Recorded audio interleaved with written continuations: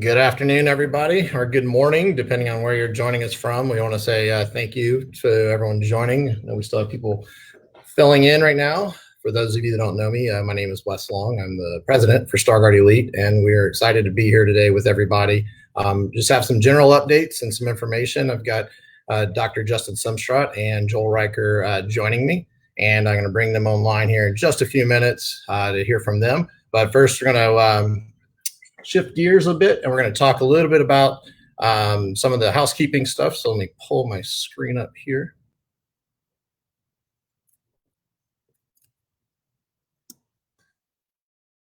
But just as a general rule of thumb and a reminder, this meeting is intended for informational purposes only. If you are not a StarGuard Elite client, please follow your local agency guidelines and medical direction.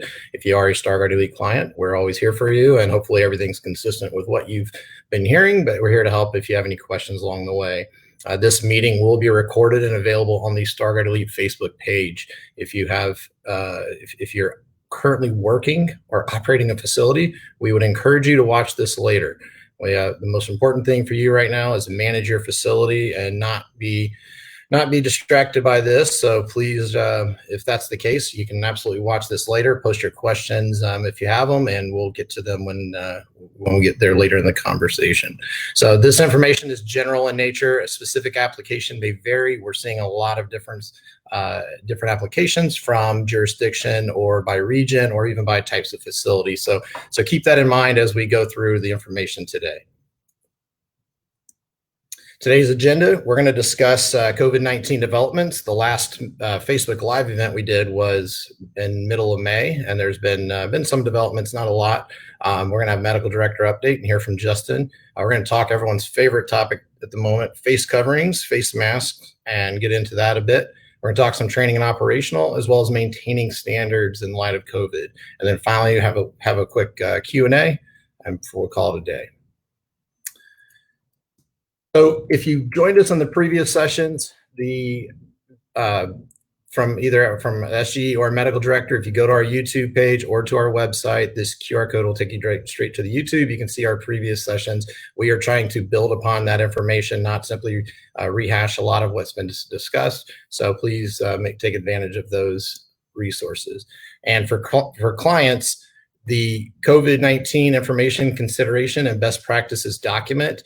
There has been some minor revisions. Largely everything we've put out in April 27th is very much intact, though some of the CDC guidance and some of the other industry guidance is shifted a bit in places, or more importantly has been clarified or further details come out. And therefore, we're up to version 3.2 that is available in the Lifeguard document repository. And if you're not sure, there is a revision history page 4, that goes through everything and will explain it to you. So please take advantage of that. And then lastly, thing I'm going to talk about before handing over to Justin, just a little bit of the timeline. Really, we're in months now. So started in March, and that was one of the first memos, and medical director and guidance was still developing, and we were all focusing on virtual training and blended learning. In April, we released our first version of the guidance, as well as more medical director updates, things of that nature. In May is when we saw a lot of guidance come out from various agencies like the CDC, IAPA, PHTA, and WWA.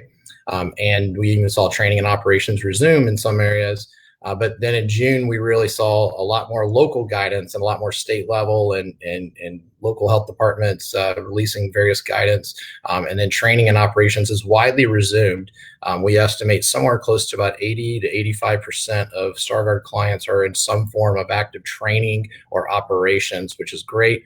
However, it's not without its challenges. And then Justin previously had talked about the hammer and the dance, and we're currently in the dance phase. We knew there would be swells and there would be some increases, and that's being managed. And so with that, I'm going to shift gears here and bring Justin up and allow him to talk about the dance. So bear with me here.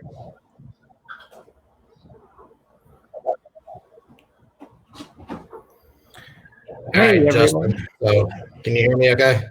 I can. It wouldn't be a webinar. Wouldn't be a webinar without opening with "Can everybody hear me?" So thank you guys so much for taking the time to join. For those that don't know, I am Justin Sempsrott. I'm an ER doctor and the medical director for StarGuard Elite. And as Wes kind of alluded to, we've gone from the hammer to the dance. And if you remember, the hammer was in late March, early April. We shut down everything to try and get a better understanding of how the virus transmitted and how the treatment was going to move and how we were going to have to respond. And we were very effective in that phase. And now we enter into the dance, which is basically that we're going to see regional and local hot spots that continue to show spikes. And even in the state where I live in Idaho, we were in phase 4 of reopening and then rolled back to phase 3. And then now we're likely rolling back to phase 2, which has implications throughout the industry. And I think that we're actually fortunate. And when Wes said that we hadn't had an update in 8 weeks, that seems like an eternity during this pandemic. But we were really fortunate that the aquatics industry, really, we were able to provide such clear guidance early that nothing has really changed. And a lot of the same information and data that was presented initially has now been bolstered.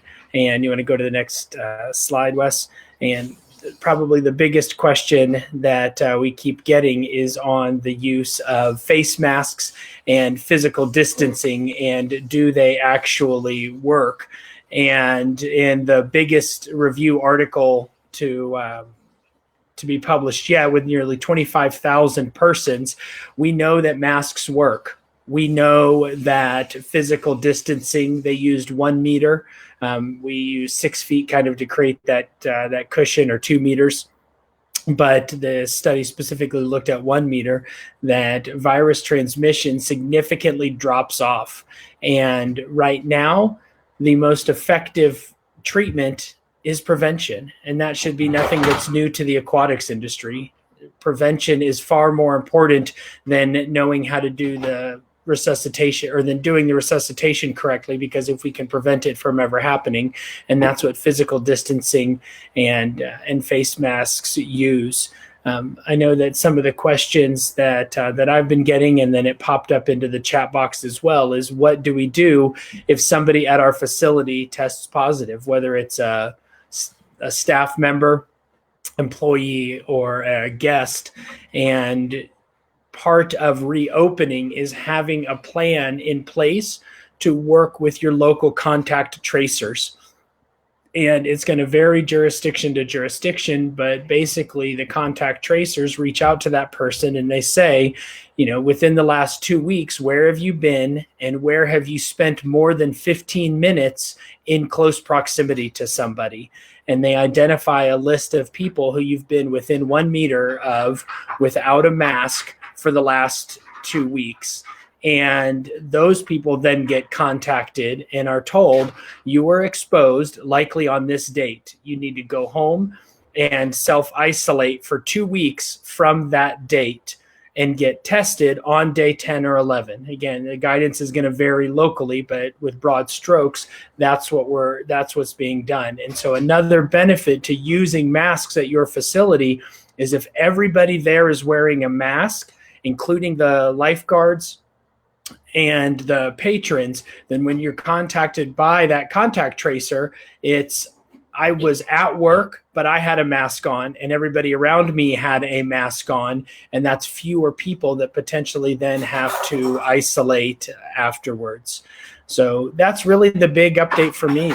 The treatment, the CPR guidelines, everything that we presented earlier has now just been solidified. I worked with the Red Cross Scientific Advisory Council in developing their guidance, which is in line with ours. And I know that many of the other training agencies have mirrored what we at StarGuard did. And I'm just so fortunate of the team that we have to have been able to put out such strong guidance early that really hasn't had to change or update.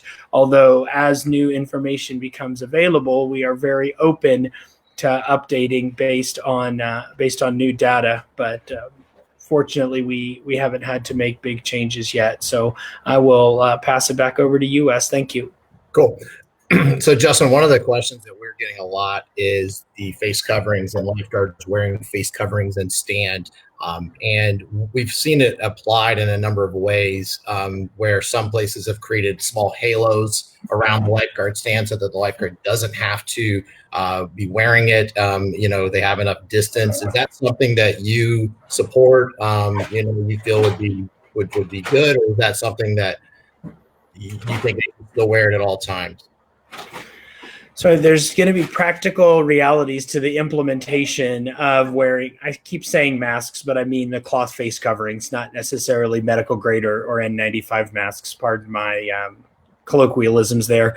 But I think it's reasonable. The best evidence is still combining physical distancing with a mask. And the equivalent to me is our cars have crumple zones and seat belts and airbags, right? Each one of those things is probably effective on its own. And in any given collision, any one of those things is probably going to be the one that saves you, and you didn't need all three. But every once in a while, there are those cases where you need all three layers of protection and all three layers of prevention. And that's what the masks and the physical distancing offer. And if at your facility you've looked at the risks, you've looked at the benefits, and you've decided that just one layer of protection is sufficient for your facility, and you understand the implications if there are infections, and it's part of your plan, then I think that that's reasonable, understanding that you have available to you more layers of protection. And as the more of those layers of protection that can be used, the better. But I don't know that we know scientifically exactly to what extent that is. Does it change the risk from 2% to 3%, or from 100% to 98%? And we just don't have that level of data on it yet. Okay.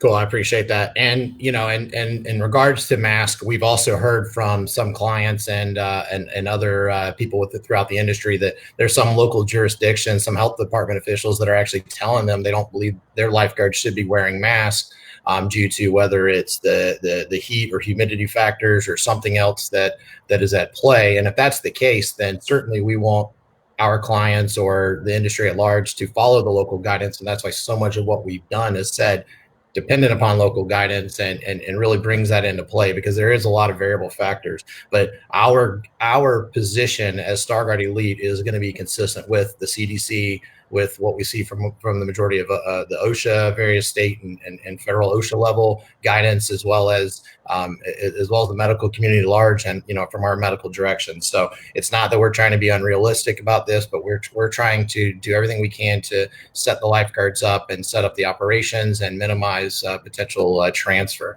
And I want to give a shout out quickly. I know we work with a lot of great partners, Water Safety Products and Lifeguard Store and some other vendors. But I gotta give a shout out to the Original Watermen.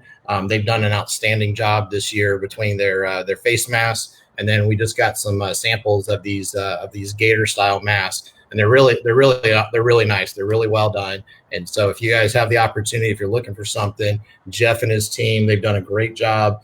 These masks are definitely superior to a lot of the cloth face coverings and some of the others in the aquatic environments. They're certainly worth checking out. And even some of our auditors, we have some of these SGE gators that we're going to be out on the road with this summer. So keep an eye out for that as well. But the mask, we just, our guidance, what we are at from a StarGuard standpoint is going to be that they're still highly recommended, understanding there are, local variables and factors and guidance that may say differently. So Justin, thank you. I'll bring you back up here in a second. I'm going to bring Joel on.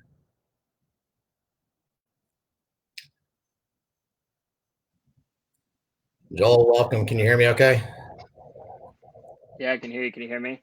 Yeah, we got you. All right, I'm going to take off and let you have the floor here. Awesome. All right, good afternoon, everybody. Thanks for joining this afternoon. So really what I want to talk about is training and operation and kind of where we're standing at right now.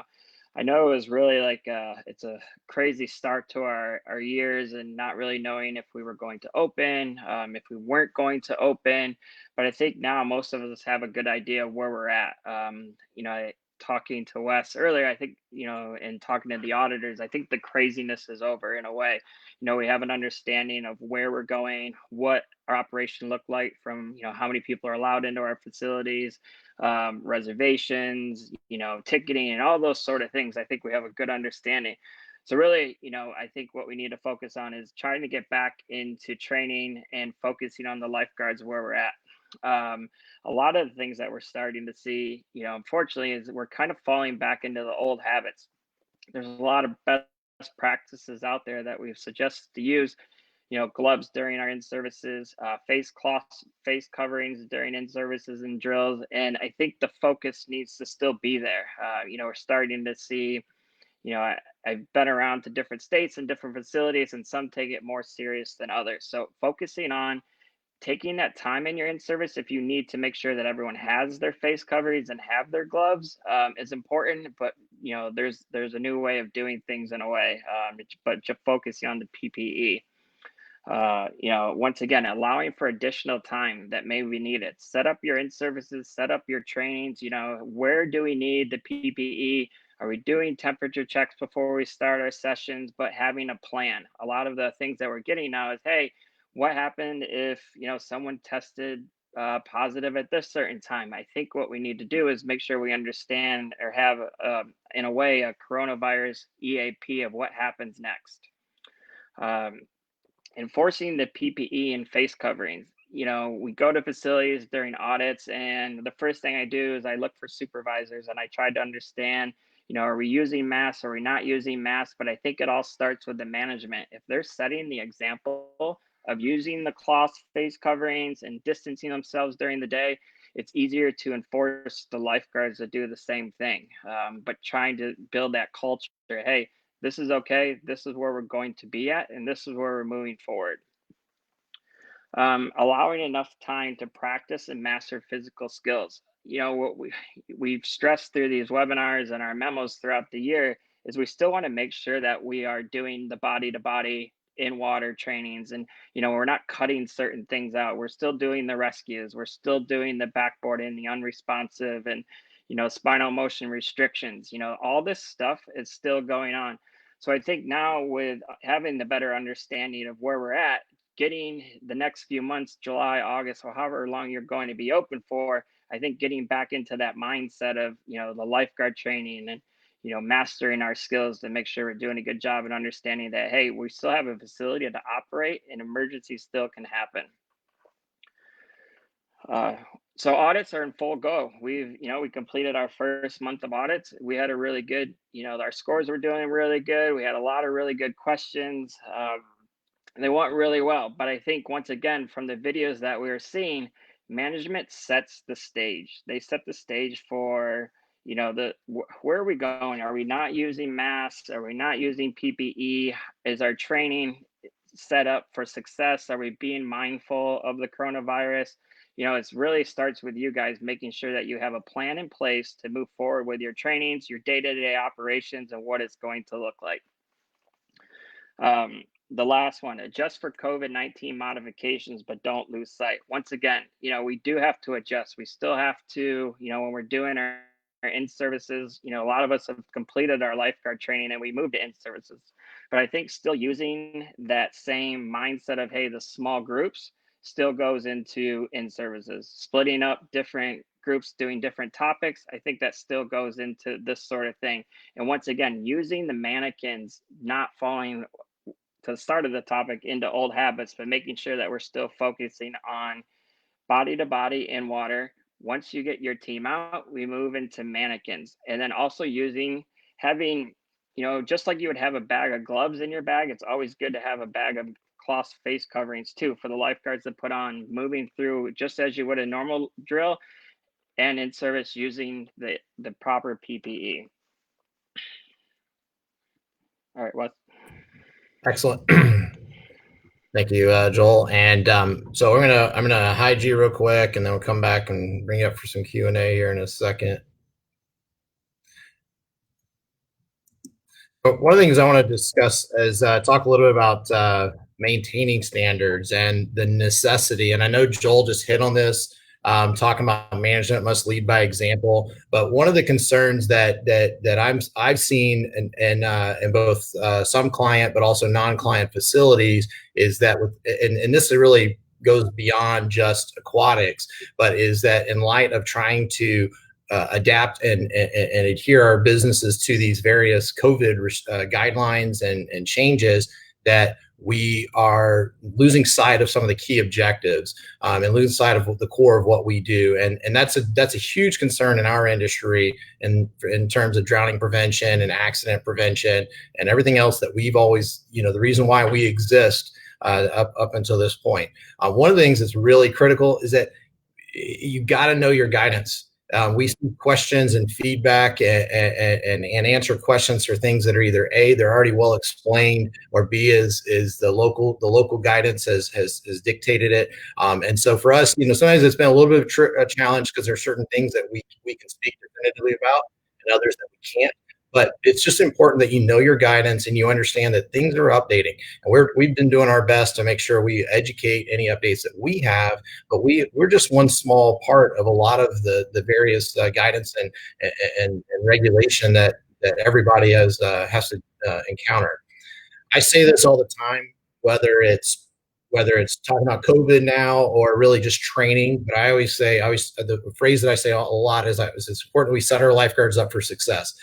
This comes from everything from lifeguard zones and that kind of stuff. But in terms of this COVID situation, we have to make sure they have the proper and adequate training. We're not compromising either training time or minimizing training techniques or deciding some things are more important than others or things of that nature. It's critical that we're giving them the right training, both from a lifeguard skills and response standpoint, but also from a operational management and operational best practices for dealing with COVID or just general operations at a whole.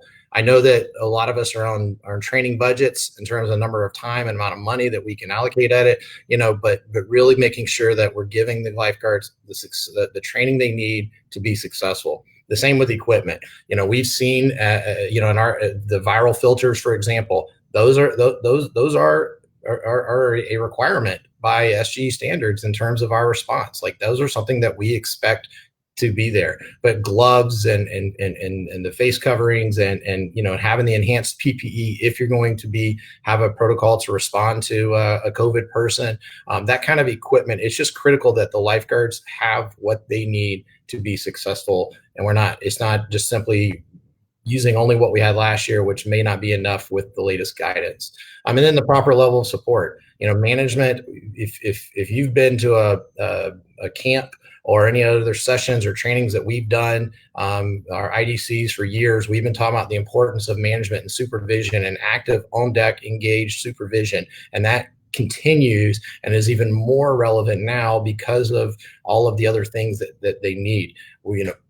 I was at a facility, non-client facility, but I saw the lifeguards were whistling at people to manage distancing at the same time that they were expected to scan. And that's the kind of failures that we just cannot see happen in the industry. The risks of drowning and accidents have not changed, and they're still there. And this isn't a zero-sum game of where we can only do so much training, or we can only have them do so much stuff. We have to understand that those risks are still there.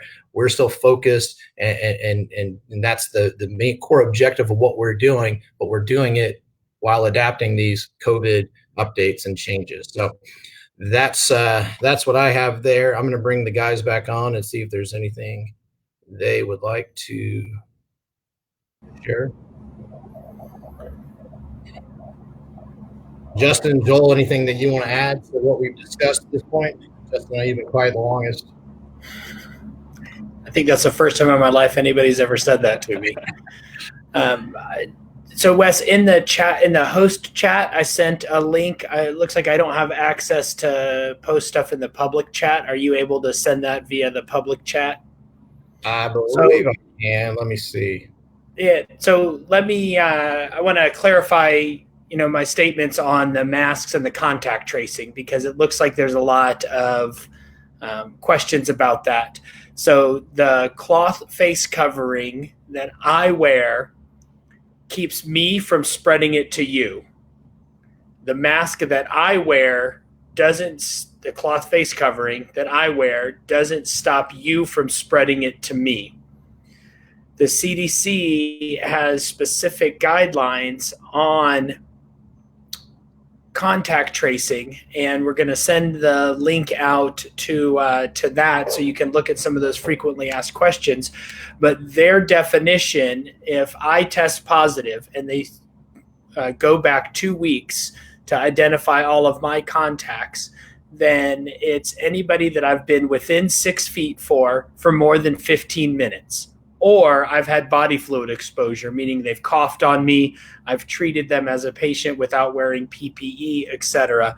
They don't give good guidance on what if I tested positive and I've been wearing a mask going to all of those places. Yes, we know that the mask reduces that risk of spread, but that mask we don't know to what degree that we then don't have to additionally contact trace the other folks. So the questions of do we need to close our facility, what do we need to do, will come from your local guidance that is informed by the CDC contact tracing information. And as I said in broad strokes earlier, they go back 2 weeks, and then whoever you've been around that meets that close contact definition then needs to be notified. And that was one of the barriers and challenges to even reopening, is if you have a positive guest or staff member, how do you then notify everybody that was at that facility within 6 feet of them for more than 15 minutes?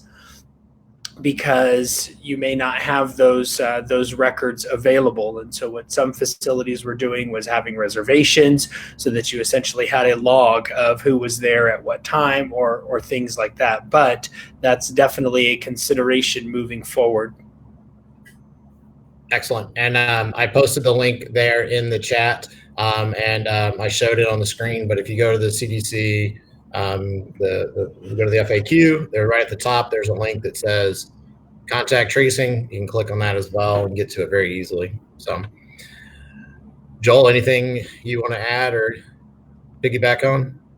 Yeah, I think from the questions that I've seen and what you guys have talked, I think just having a plan is really important for the things that you're doing at your facility. Before you're open, what are we going to do if someone tests positive? How are we going to manage our in-services? I think it's better now. We need to be more organized, better prepared for different things happening in the summer. It's just all the, just like Justin explaining with these tests and in-service and training and operations, and how are we getting into the facilities? What are our supervisors doing on a day-to-day basis? Is it more of checking how people are doing, more water breaks, getting people out of the sun because of the masks and or face coverings? So just being prepared going into July and August. Yeah, I think that's great. And to that point, I'm going to brag on one of our clients here that I thought, we've seen a lot of creativity and ways of doing things, which is awesome. But I want to brag on Swim Safe Pool Management out of the Cincinnati area. And, I was speaking with Heather there, and she was talking about how they're doing their training, and they're doing classes of 10. But so it was one instructor with 9 students, but then they were taking the 9 students, they're dividing them into pods of 3, and they're calling them, this is your germ family. And if they happen to be like roommates or family or whatever, then great. So they already had exposure to each other. But if not, then they stayed, and then those pods would stay separate from each other so that there was even some isolation within that small group of 10, because that way all the contact tracing, all the contact, it was consistent, and it was just less of a pool for infection. And so I thought, I thought stuff like that was great. And we're seeing a lot of other things that the clients are doing, and that's awesome. Other than that, I don't have too much more on my list. I don't see a lot of other questions that aren't answered. Justin, anything from you closing wise? No, that's it. I can't reiterate enough how bizarre these times are for the industry, and we have always been in the business of prevention and risk mitigation, and so it actually fits in nicely with what we are doing and what we need to do to prevent the spread of coronavirus. And Ali, I'll get to your question. And that really what has changed most now as opposed to 8 and 12 weeks ago is unfortunately just the politics of it. The virus is still spreading. The transmission is still the same. The risk of mortality is still the same. We're starting to get some treatments for the most critically ill patients and more ventilator capacity, but that's really it. Prevention is still the best treatment that's out there. And Ali's question was, if somebody returns from a vacation in a hot zone, do they have to wait 10 days to get tested or isolated? And we're past that point. The entire US is a hot zone, and we have exceeded our capacity, we did months ago, to keep it isolated to hot zones. And when it first started, we were only testing people that came from some of those so-called hot zones. But for the most part, the entire country is right now, and there's so much pre-symptomatic community spread that that's really not a consideration. Most states have some sort of requirement that when you come into that state from out of state, you're supposed to self-quarantine for 2 weeks. Whether that actually gets done or not is to be seen. But there's no specific hot zones anymore. Everything is a hot zone, and we're starting to see now that based on the level of transmission in the U.S., that the U.S. is a hot zone that can't travel to other parts of the world. Cool. Thank you, Justin.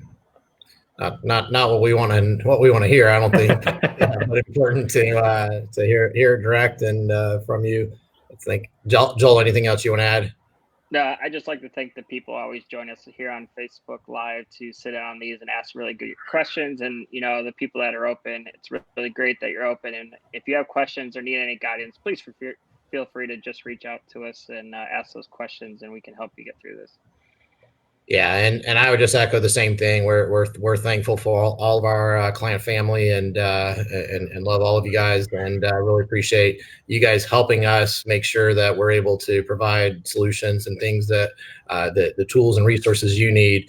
I am proud of the fact that almost all of the first facilities to open in the U.S. and to be able to do it safely, and many of them are having very successful seasons in certain areas, are StarGuard clients, and they're and they've been able to take our guidance, apply it, and and by all accounts are having a relatively good summer, albeit a lot of challenges along the way, but really appreciate you all of you. And as always, I'll bring it back up here.